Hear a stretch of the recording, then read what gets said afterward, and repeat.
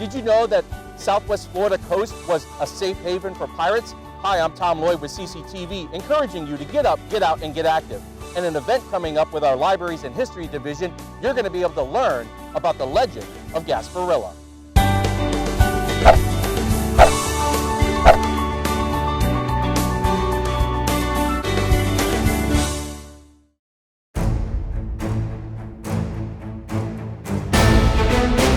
Pirate legend Gasparilla, also known as Jose Gaspar, was a notorious pirate who roamed the waters of the Gulf of Mexico during the late 18th and early 19th century. Gasparilla became a feared figure along the Florida coast, and his legend has endured to this day. Charlotte County Libraries and History is going to have a presentation on Gasparilla, Legend of a Pirate. Executive Director for the Boca Grande Historical Society, Crystal Diff, talked to us about this local legend. Pirates are a big topic here in Florida. We have a lot of water, we have a lot of people who enjoy the water, and of course, pirates also enjoy the water, right? Mm-hmm. So we have a lot of pirate history here, and it's really neat that I was able to learn about some of the pirate legends that affected our area. So I do try to bring out some of those more interesting stories and get people involved in some of the history with different topics. What kind of pirating went on in this area?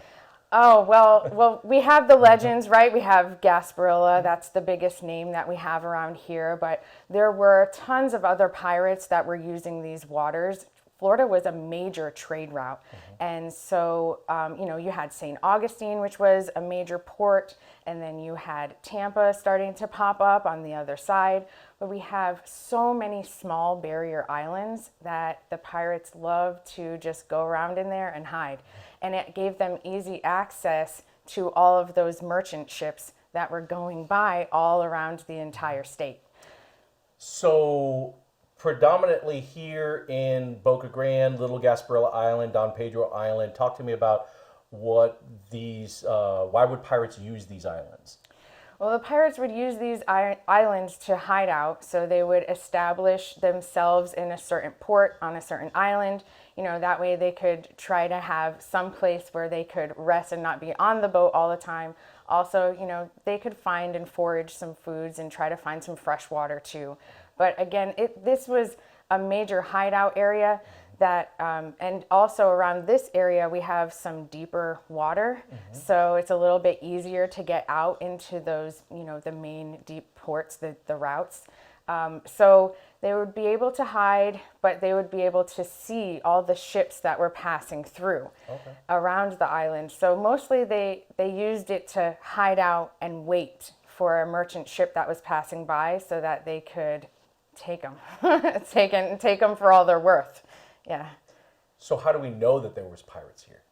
Well, we know that there were pirates here from a lot of the records. There's tons of records, and there wasn't a navy like we know today. There was a navy, but they did establish a navy to help to protect these merchant ships after Florida actually became a state. And there's different fighting from different countries. You have France, England, and Spain, who are all really trying to vie for Florida. And so sometimes the pirates that were out here were actually more privateers from these different countries. So you have the infighting from the different countries, and then you have the establishment of the Navy. So you have all these different records from all these different countries about the infighting between all of them, who has control. And you also have, of course, the legends, right? The legends of the piracy, the legends of the pirate treasure.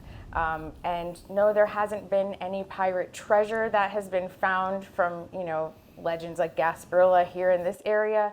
Not to say that there hasn't been any treasure that's been found, because there were a lot of ships that were sunk along the coast and things like that. So yes, there are treasures, and sometimes archaeological treasures that are found. So a lot of it is archaeology, and marine archaeology is really kicking up here in Florida as well. In the past couple years, we've had a lot of different stories pop up with different sites that are being found, with prehistoric to historic sites. Mm-hmm. So really, those records, those old records, from the 1700s, 1800s era, before America was even America. And then you have the establishment of the Navy when you start to have some of those U.S. records. But pirates didn't keep records too much. They did have a code of conduct, but they didn't have their own depository of archives and documents. So on March 30th, you're going to be at the Punta Gorda Charlotte Library talking about pirates, what we're talking about. Yes. Talk to me about the event. Free? Is it a cost or anything? It's completely free. So I love to have programs for free because that just leaves it open to anybody who can show up. So try to make it as open as possible. So it's free. It's at Punta Gorda Library. So that's a really great new space. We've been using it for a little while now, but still a beautiful place. And this is about the legend of Gasparilla. So it's March 30th at 2 p.m., Punta Gorda Library, free to show up. And we're going to be talking about the legend of Gasparilla and talking about some of those facts that I've come up with, looking through all these documents, trying to capture the trail of Gasparilla, because we have so many festivals and the name Gasparilla is everywhere. It's on company names, it's on, business establishments, it's on roadways and different, geographical sites are named for Gaspar and Gasparilla. So I was just really interested, who is Gasparilla? Did he exist? So I just try to follow as much of the trail as I possibly could, come up with as much evidence as I possibly could from Gasparilla, and then just talk about how that legend has really formed in our area and become part of our history. Whether he existed or not, that legend of Gasparilla is ingrained in our culture. So I really just try to educate people and, of course, have fun. It's pirates. It's pirate stories. And who doesn't like, a pirate story and a big fish story, because that's how this all really came about, is this big fish story. And some of the parts of the story are absolutely true. So again, I try to bring out those facts. There are a lot of real people that are involved in this legend, and a lot of the people that were involved lived near us here. And we're on Gasparilla Island today, one of the many places named after Gasparilla. And we have some artifacts from this legend and from the originator of the story, and he lived right on this coast. Perfect. Anything else you want to add?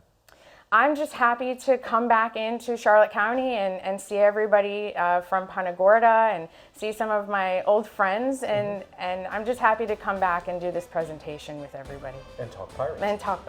For more information on Gasparilla, Legend of a Pirate, you can go to charlottecountyfl.gov, or you can call 941-764-5562. Encouraging you to get up, get out, get active. I'm Tom Lloyd with CCTV.